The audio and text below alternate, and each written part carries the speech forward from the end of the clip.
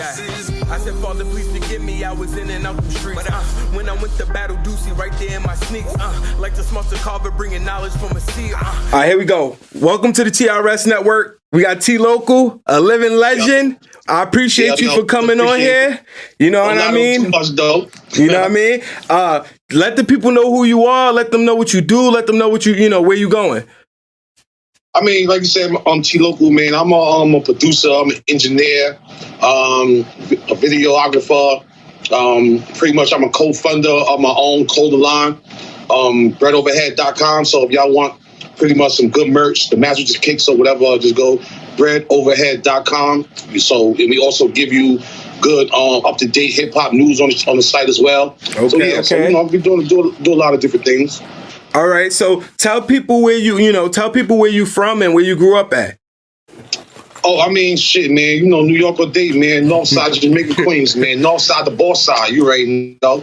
You know what I mean? So I'm from there. You know what I mean? Represent all New York all day. You know what I mean? We out here. Okay, so how was it for you growing up in New York? I mean, I was born in the 80s, man. So anybody that was born in the 80s and early 90s know how New York was back then, man. She was the slums, man. It was like the worst place you could live on the planet. You know what I mean? We had at one point, a crime rate higher than a third world country. You know what I mean? So it was rough, man. It was definitely rough, but it also led us to be who we are today. You know what I mean? Okay. So what inspired you to start getting involved with like producing and music and all that stuff like that? Well, I mean, like you said, any urban kid in the community, especially when you're a black kid in an urban community, either you selling drugs, you robbing, you playing ball or sports, or you do music. You know what I mean? So I did with the dabble with pretty much everything, but I realized at a young age that music was really my calling. You know, I mean, I love music. I used to rap. I don't rap anymore, but I used to rap when I was younger. But I love music. So even though I stopped rapping, pursuing a music career as far as being an artist, I still was like, nah, I'm still going to continue to do music. So that's why I started my own studio. I'm an engineer, like I told him before, engineer, producer, and I've just been doing that, man, ever since, man. I love it. I'll never go back. Okay. So tell people why you decided to go with more of the producer route than the rapper route. That's actually, an interesting thing. Well, me, like so everybody different from me, it was like music is in my heart, but being an artist, I started to see as I started getting older, I started losing that passion as far as writing music and laying it down and promoting it. And it was just a process. And I was like, I don't know if this is me anymore. I don't know if I want to do this anymore. You know what I mean? I definitely want to continue to do music. And the funny thing about it, the reason why I started being an engineer, because I used to move in Florida. You know what I mean? Back time, I used to live in Florida, and you couldn't really find any studios out there. So I brought my own little equipment, so I used to record myself. Okay. So as through the years of me recording myself, I started picking up and knowing how to do it. Then I started recording people that was doing music with me. So that's how I had that talent. You know what I mean? So I had that skill. So that's what just applied that skill to making money. You know what I mean? That's all I do is music. I make money in music. That's what pays the bills. And that's why, like I said, that's why I stopped really doing music as being an artist, because it wasn't paying no bills. You know? It was just taking money out of my pocket. It wasn't paying none. So I just said, let me just switch my whole operation around and start doing something that can still be involved in music, but actually make money from it. Okay. So that's what today. All right. So how was the transition between being an artist and being a producer? Was it an easy transition, or was it something you had to actually step back and get ready for that position? That's actually a great question, because it's definitely it was easy, but it was not easy. It was easy because I already had the talent to record other artists. But then when you're recording yourself, you only got to deal with yourself. You know, when I started doing the engineering things, and now, like I said, I'm lit on Google. Like if you go on Google and lock a little music, I'll pop up. I'm like, my ranking is high. So I'm dealing with people that I don't know from a hole in the wall. You know what I mean? So they call my phone, they come, they book their sessions. So now, like I said, it's a little difficult dealing with other people in their art. So I had to transition to knowing how to bring their art to life. You know what I mean? Okay. So it's a big difference when you're doing your own art to when you're working on somebody else's art. Mm-hmm. It's a big difference. And you can't. And one thing I tell you right now, you can't satisfy everybody. That's true. That is can't satisfy everybody. You know what I mean? But the transition, like I said, it's cool. I love it. I enjoy it most of the time. But, you know, sometimes you deal with some knuckleheads where, you know, like, I don't even want to book you no more. Like, go somewhere else. Yeah, you know what I mean? I understand that. There's some people you could give them as much advice in the world and they ain't trying to hear shit. Yeah, people don't want to hear advice. People want everything given to them. People don't understand that the process of doing music. And I actually do a lot of tips on my own Instagram. If you want to go to my Instagram, it's Lock and Low Music. So it's Lock in with an N, Low Music on IG. So I got a couple of videos where I'm giving some up-and-coming artists some advice, some tips about how to have a better career going forward and not spend so much money and not make the wrong mistake. Because a lot of artists are making wrong mistakes a lot out here. You know what I mean? It's a lot of mistakes I've seen being made, so I like to give advice about that as well. So go check that out. You know, up-and-coming artists if y'all want to. So what are the 3 common mistakes, if you had to think off the top of your head, that young artists make? Not pretty much, and I said this in the video too, not trusting the process. Okay. That's number one. That's number one for me. Not trusting the process. If you have a good situation where everything is progressing and you're building your brand as an artist, don't try to jump steps. Don't try to skip steps, because skipping steps, it will have you back at square one, or actually negative. So just trust the process, trust what you're doing, trust your team around you, and just stay true to it. You know what I mean? Stay loyal. You know, so that's one advice. Another advice is pretty much another tip that I would say, number 2 is trying to bite different sounds. Like, be you. Okay. Don't try to follow what everybody else is doing. Be you. Like T-Pain had on a video where he was like, yo, we already heard this from this person. We heard this from this person. We want something different. You know what I mean? But I understand that, because I'm a big believer in, if they selling hot dogs, don't try to go sell burgers. You know what I mean? So I'm a big believer in that. But if you're going to sell hot dogs, you know what I mean, follow the trend, do something with your hot dogs. Burgers just a little bit more. Like, split it down the middle and put it on something different. You know Facts. You know what I mean? Keep that shit on the grill a little longer. You know what I mean? So this I mean, I understand you have to sell with something, because big corporations do it all the time. Like, you know, y'all see when McDonald's come out with the 2 for $6, and here you go with Burger King with the 2 for $6. And so everybody bites each other, but they do it in their own different, unique way. Yeah. So just be unique with your talent and your art and your image and your brand. You know what I mean? Yeah. For real. Another one, like the 3rd one for me, is just stop the lying, man. Stop the caps. These artists don't understand. Y'all going on Instagram doing a lot of stunting, a lot of fronting, man, and people seeing that. So now they like, what's next?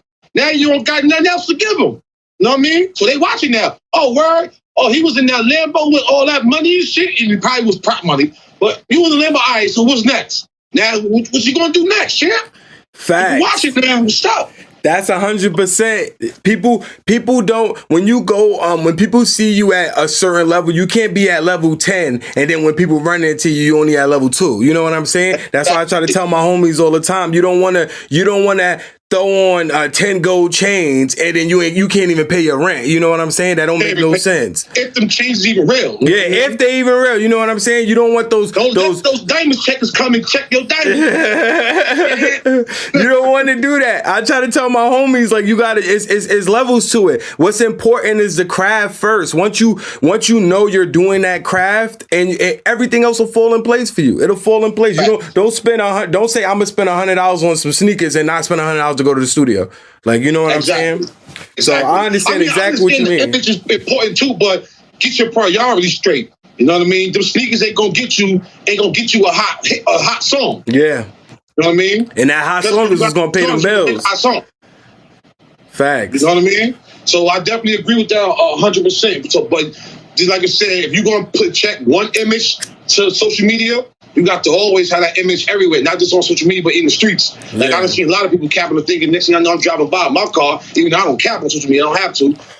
I'm driving by my car and I see motherfuckers waiting on a dollar van. Rosedale, Rosdale, yep.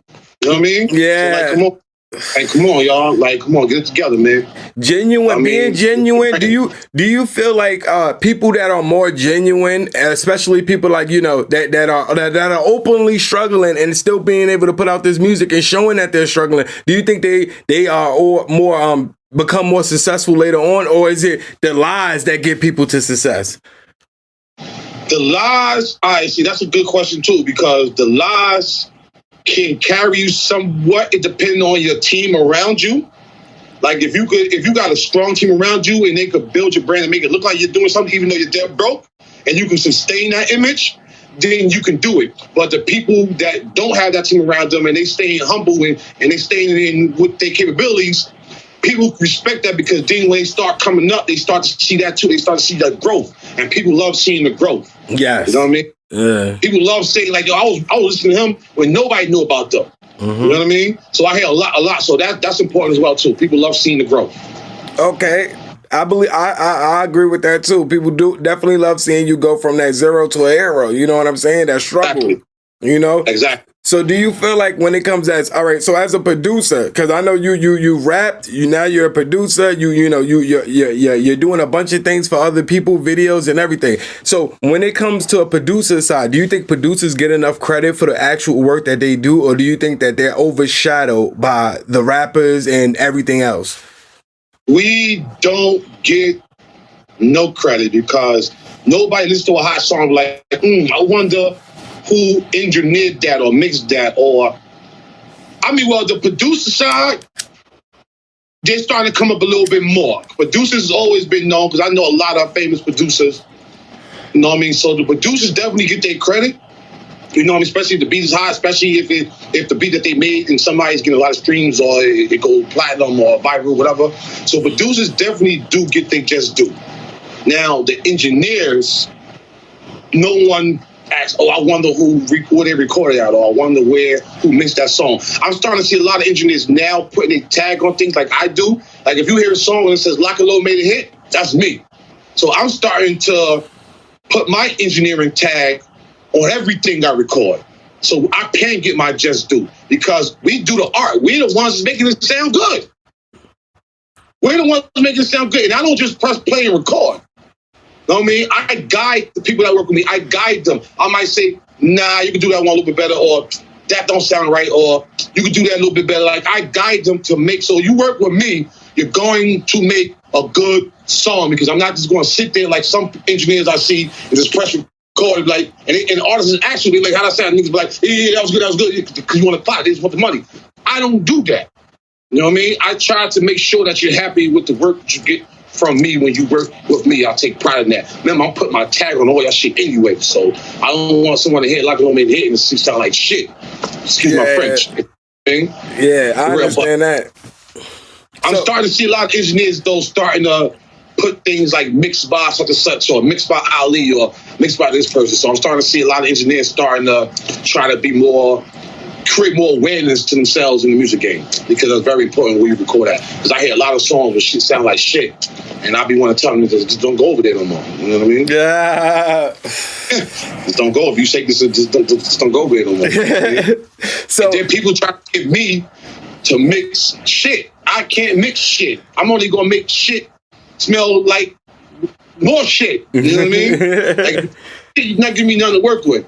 No, I mean, we do it good at what we do, us engineers, but we don't have a magic wand. We just can't turn shit into, you know what I mean, to a chocolate cake. You know what I mean? Yeah, I understand that. That's why I feel like some artists, that's what I was gonna ask you. Do you feel like when you do work with these artists, is it harder to make their dream come true, or make their version of the track that they hear in their head when they are not working with you? Do you think that's a difficult thing? Do you think that artists should be more open to the engineers, basically the engineer's point of view and the producer's point of view?